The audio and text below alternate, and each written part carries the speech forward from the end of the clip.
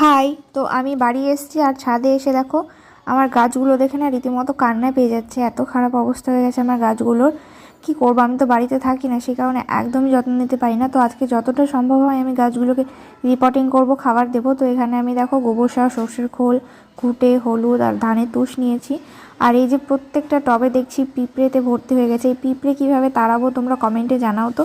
তো আমি আগেকার মাটিগুলো সমস্ত কিন্তু এভাবে মেলে দিয়েছি রোদ্রে, যাতে পিঁপড়েগুলো বেরিয়ে যায়। আর ওই যে ওইখানটাতে আমি কিন্তু আলাদা করে ভালো মাটি নিয়ে এসে সব কিছু মিশিয়ে মাটিটাকে তৈরি করে নিয়েছি। ওই মাটিটা দিয়ে আমি গাছ বসাবো আর এই মাটিগুলো এভাবে রেখে দেবো।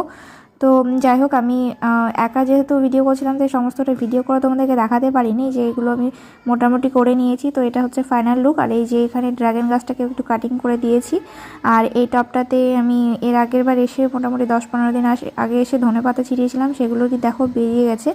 তো আজকে এত দূরই, দেখা হচ্ছে অন্য ভিডিওতে। ভালো লাগলে